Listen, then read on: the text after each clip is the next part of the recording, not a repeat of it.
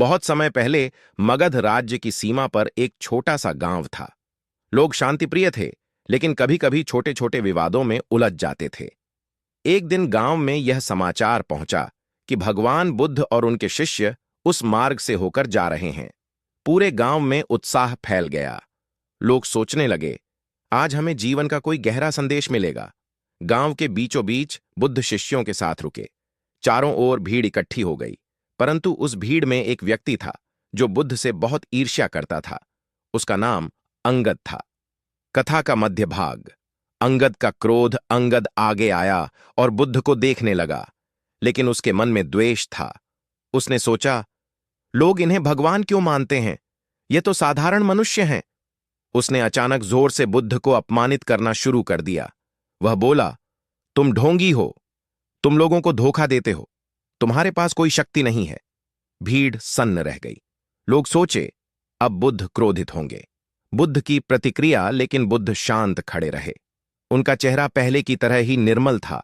कोई उत्तेजना, कोई क्रोध नहीं। शिष्यों में से एक, आनंद, बेचैन होकर बोला, भंते, ये व्यक्ति आपका अपमान कर रहा है, हमें इसे रोकना चाहिए। बुद्ध मुस्कुराए और बोले, आनंद, देखो, जब कोई तुम्हें उपहार देता है और तुम उसे स्वीकार नहीं करते, तो वह उपहार किसके पास रहता है? आनंद ने उत्तर दिया, स्वाभाविक है, देने वाले के पास। बुद्ध बोले, ठीक उसी प्रकार यह व्यक्ति अपमान का उपहार दे रहा है। मैंने इसे स्वीकार नहीं किया तो यह उसी के पास वापस चला जाएगा। गांव वालों पर असर। भीड़ में बैठे लोग यह सुनकर चकित रह गए। कई लोग सोचने लगे, सचमुच गाली तभी चोट पहुंचाती है जब हम उसे अपने भीतर जगह देते हैं। अंगद क्रोध से लाल हो गया। उसने फिर कहा, तुम डरपोक हो जो उत्तर नहीं देते। बुद्ध शांत स्वर में बोले, नहीं, मैं डरपोक नहीं। मैं केवल यह चुन रहा हूं कि अपने मन को विष से क्यों भरूं।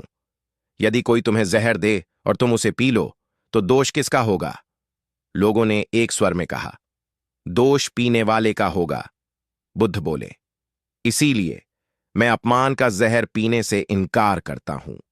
यह सुनकर अंगद का चेहरा बदल गया। उसका क्रोध धीरे धीरे पिघलने लगा।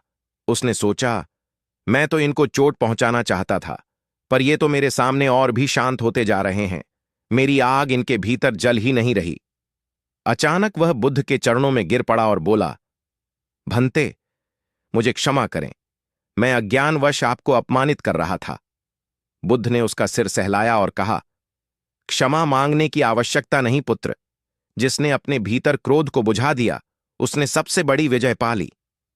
समापन संदेश। फिर बुद्ध ने गांव वालों से कहा, मनुष्य का सबसे बड़ा शत्रु बाहर नहीं, बल्कि उसके भीतर छिपा क्रोध है।